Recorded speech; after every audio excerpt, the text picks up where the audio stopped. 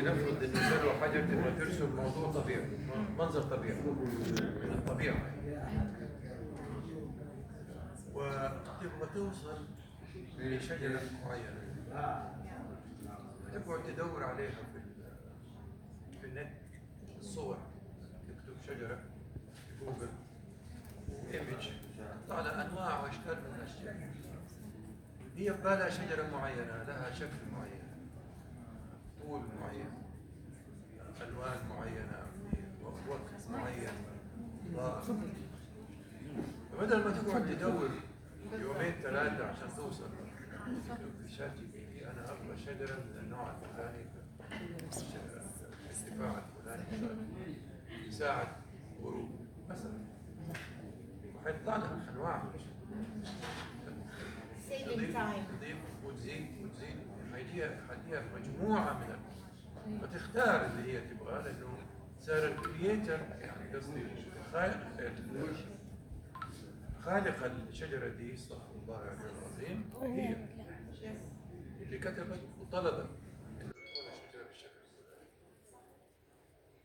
الاسلوب الاخر انه فنان يكون مطلع، شاف في حياته اشياء كثير، سافر كثير، يبتدي يرسم الشجره من غير ما يرجع لها. هذا زي اللي يكون عنده ملكه ودارس تشريح، هو يرسمك انت وانت قاعده في الجلسه دي ومتحفزه مثلا، يرسمها لانه يعرف كيف تفاصيل الجسم الانسان في الحاله اللي هو يبغاها فيها، عضلات فيختلف مثلا من فنان لفنان. الفنان الناشئ الصغير اللي لسه دوبه بادئ وبيتعلم ما عنده هذه الخلفيات كلها، بيرجع للشات جي بي تي يستفيد منه. وانا بقول زي ما قال الاخ برضه هنا انه يتاثر بدل ما يقتبس او ينقل، يتاثر، يستفيد، يعني يستفيد من الشيء اللي شافه. هذا الشيء اعتقد انه مقبول اصله، سواء مقبول انا قلت او ما قلت، ده اللي حيحصل. نعم. ده اللي بيحصل. ده اللي بيحصل، ده اللي حيحصل. طبعا الجلسة والله ما خاصة عن الفن، بس احنا نشكر الأستاذة مي الحميدي على استضافتها لنا في هذا المركز، مركز الروح. الله يحييكم، يا أهلا وسهلا، نورتونا ويسعدنا وجودكم حقيقة، وزاد النور نور وبركة. الله يحييكم جميعا، واكيد انه ما وصلتوا مرحله الفن الا مريتوا بالروح والجسد والعقل واتحاد وثلاثيه الخلق هذه والاكتمال، سبحان الله.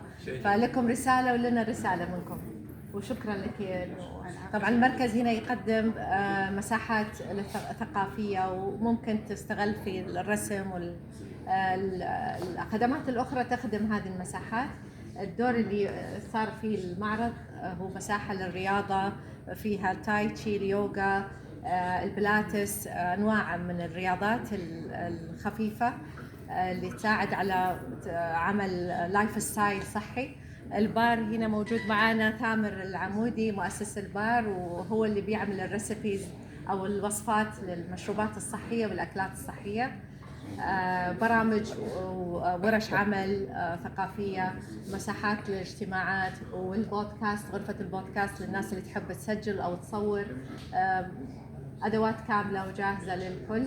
الله يحييكم، سعيدة تعرفت عليكم جميعا، شكرا لكم. الله يطول عمرك. المكان هذا وبسلوى وكل الفنانين. الله يكرمكم.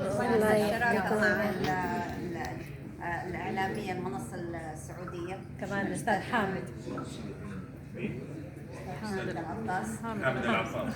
أنا احنا نسهل نطلع فوق.